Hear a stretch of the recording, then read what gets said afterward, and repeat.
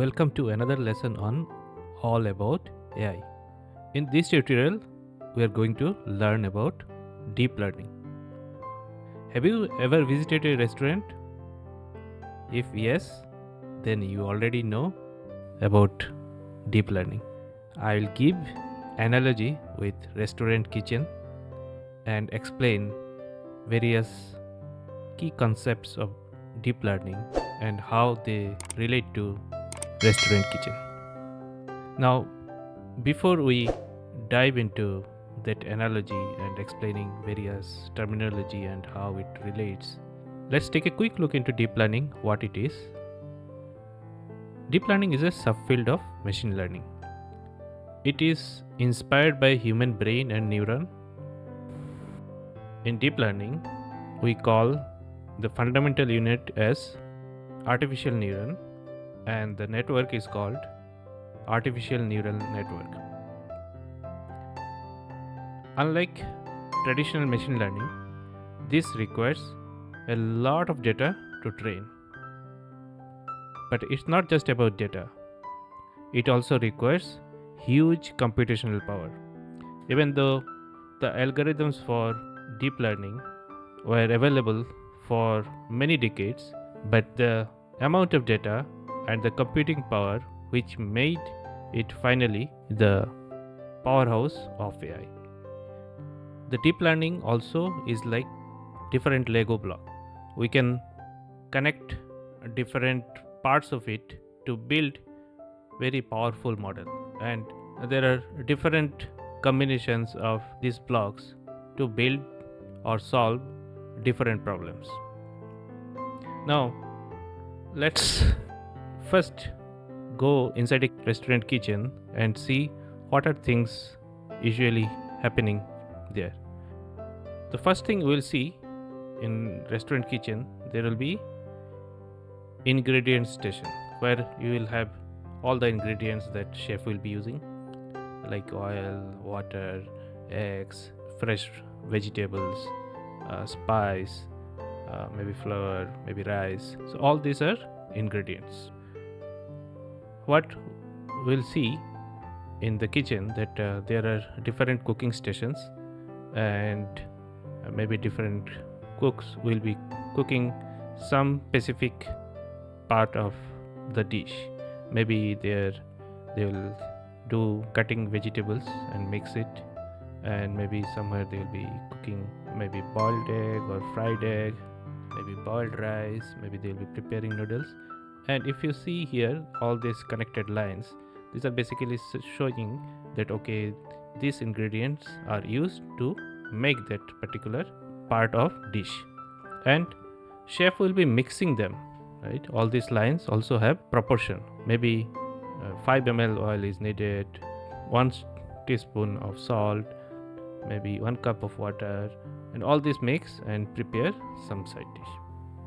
Next, somebody will be checking, who could be a quality tester or could be a taste tester in the restaurant, to ensure whatever is being prepared, it's meeting the basic acceptable criteria for this to be used in the final dish. Once it passed through this check, then the chef will be preparing the main dish items. Maybe he will be creating, say, fried noodles or fried rice or bread. Here just a simple connections are shown, but in every case it will be there like that. And you can think of like from ingredient station, every items is connected to the next one, but maybe some items are not used, that's why the line is not there.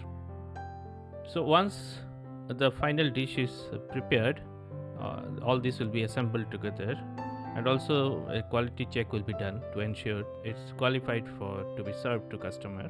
Once that is done, then final dish will be arranged. And all these stages what you see here in the screen, it's like a multi-stage cooking in kitchen with different stations available.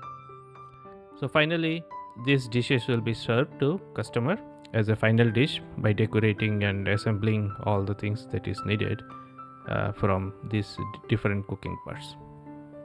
Now hold on this picture in your mind and we'll revisit this to build the analogy with neural network. One important thing here, once the dish is served to customer will give a feedback whether he liked it or there is something missing. He may say, oh, taste, something is missing, I'm not able to get it, but it looks like a little bit salty, or I didn't like, it's too much oily, or it's fabulous. So some sort of feedback will be coming from customer. So once that happens, usually chef will be adjusting his cooking recipes, and for the next customer, or if the customer again return back, then he'll again cook according to the feedback that he has received. So next iteration he will have some adjusted. Maybe earlier he used 5 ml of oil, he will make it now say 4 ml. So there is an adjustment in this quantity. Now we'll see all this how relates in neural network or deep learning.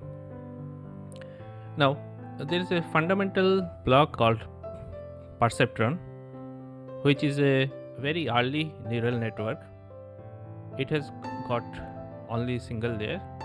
So all these are inputs to this algorithm, perceptron algorithm. So you can think like all these x1, x2, x3, all these are like input data points, and it has got weights w1, w2, w3.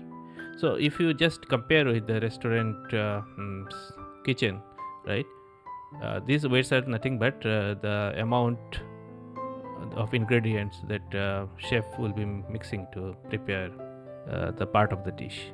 In case of perceptron, all the inputs are multiplied by these weights, and there is a weighted sum is being taken. Once this weighted sum is taken, if it crosses a threshold, which is done through an activation function, then it will be taken to the output. It's very much similar to our brain. Neurons functions together when there are multiple neuron combines together, and they get activated after a certain combined electric pulse reaches a threshold, and then it sparks and it will ignite the next set of neuron, and that's how the brain signal will be passed, and finally based on those signal some task will be performed. Now if we compare with traditional machine learning like decision tree or boosting algorithms, we see there will be input data like these green circles. Say there are 4 features, those are input, and there will be algorithm will use these data points, and it will have an output. So perceptron works very similar way. There are these data points, then there is weight, summation, and then finally there is an output. So you can consider perceptron, which is also called single layer perceptron, is kind of traditional machine learning. What makes the deep learning so powerful is the extension of perceptron concept with some more secret sauces added on top of it. One major thing you see in this deep learning scenario, there will be a lot of data points, and there are a lot of intermediate data points which is called hidden layer, and then there finally output. Now let's come back to restaurant analogy to explain how all these different components of deep learning works together. Similar to ingredients, in deep learning there is all the data points which are called input layer. Then you see a lot of connection. These are like weights which are connecting each input data point to the next data points. So these are called nodes. Also you can think like these are the neurons in this artificial neural network in the deep learning, and these are connected to next set of neurons, but these are all hidden neurons, and all these layers are called hidden layers. So if you compare with the restaurant setup, these are like the different kitchen cooking stations. Before the final food is prepared, all these stations prepare part of the food, and finally it's assembled final dish. Very similarly, in deep learning, all the different input neurons are connected to several hidden layers, and those hidden layers have neurons which are again connected to the next layer, and they are connected via weights. These weights are the parameters that neural network will be learning at the time of training. Similar to the quality check, in all these neuron each stages there is an activation function, what we have seen in the perceptron case. Similarly, like here, there will be an activation function to check whatever calculated in this neuron, whether it should pass the information to the next. Sometimes activation is below the threshold, so this neuron is not active. So even though the signals are coming from this is not further contributing anything to this network. So similar to in kitchen multi-stage cooking happens, in case of neural network there are hidden layers, and these hidden layers what makes the neural network deep. There could be hundreds of hidden layers, and in each layer there could be hundreds or thousands of neurons. There are different architecture that we will go through, but fundamentally this difference where we have lot of hidden layers, lot of data all combined together makes the network deep network, and that's how the term deep learning is used for this kind of machine learning algorithm and approaches. Now again, coming back to the customer feedback, similarly in deep neural network or in deep learning, there is an algorithm called backpropagation, which basically at the training time it finds the error from the output. Because we have a label data, the output, it will find out the difference, the actual data and the calculated predicted data, which is called forward pass. Calculation happens from each layer and then it's forward to the next layer, and the final layer, which is called output layer. So this complete process is one forward pass. Now just like the customer feedback, there will be a difference between actual value and predicted value, and that's error, and that error will be back propagated again from final output layer to, say, this is the fourth hidden layer, so output layer to fourth layer, fourth to third to second to first, and finally it will adjust all the weights. And how the weights are adjusted? Weights are adjusted using an optimizer. Very similarly here, once customer feedback comes, chef will be adjusting the recipe to adjust the quantity or how much each ingredient to be used for cooking that specific dish. So in neural network context, whatever chef is doing, optimizing, is the role of the optimizer. What customer feedback, restaurant kitchen setup, is the role of backpropagation algorithm. So this backpropagation and optimizer are the main secret sauce of artificial neural network. One more point to note, this kind of networks are called feed forward neural network, feeding the information from one neuron to the next neuron, forwarding the information. So that's why it's called feed forward. What we have seen, if we have the analogy between restaurant and deep learning building blocks, restaurant kitchen ingredients are exactly same as input layer. Kitchen cooking stations are like hidden layers in neural network. Quantity of ingredients are like weights, which are the parameters that will be learned during the training time in deep learning. Food quantity and taste tester is like activation function. If a neuron, whether it's active or dormant, will be decided based on this activation function. There are various activation functions available. Final dish served to customer is like output layer in neural network.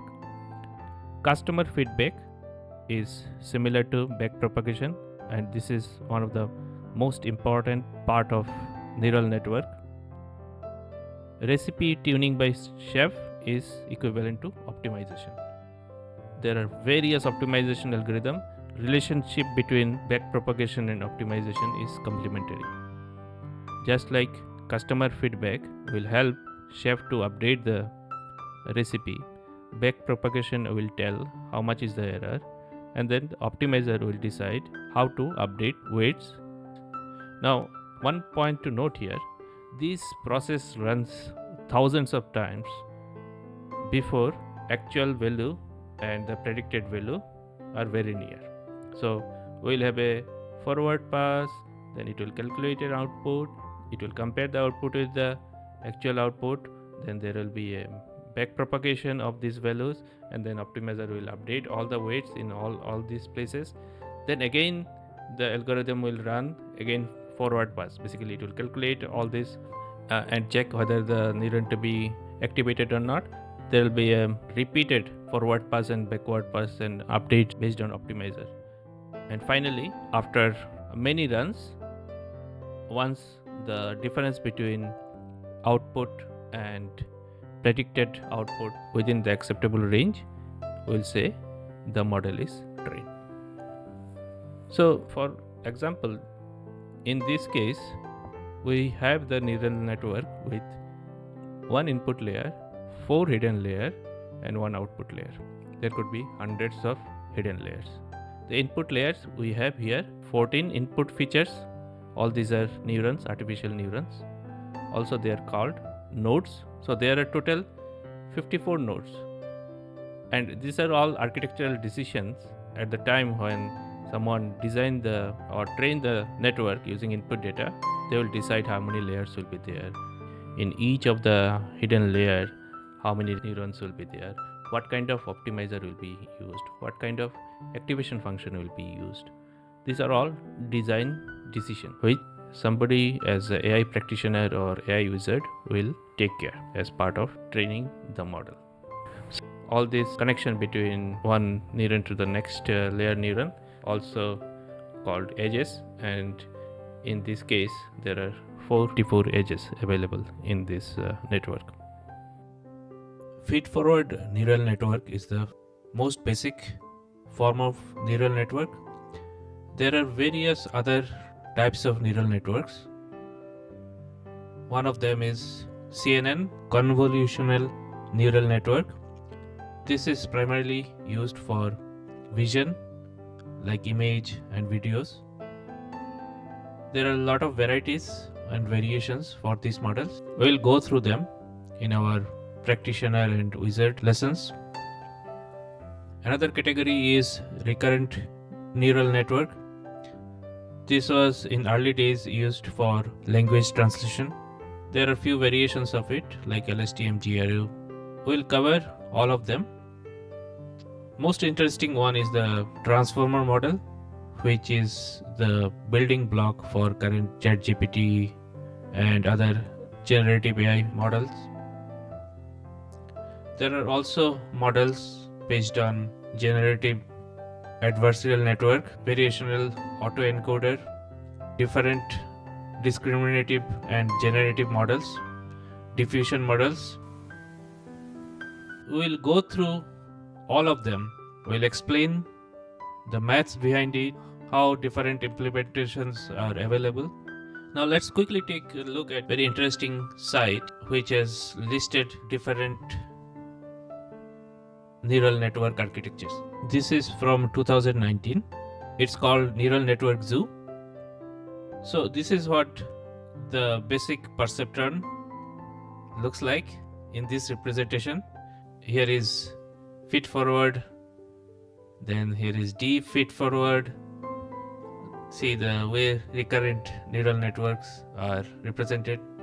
We talked about LSTM GRU. It will be interesting for you to take a look at this site. I'll mention it in the description. Some of the interesting ones: variational autoencoder, belief network, deep convolutional neural network, generative adversarial network, which is GAN, attention network, There are many more which came after this. Fundamentally, all are having basic building blocks.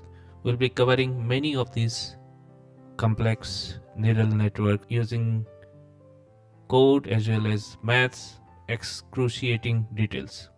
So stay tuned and look forward to see you again in next lesson. Thank you.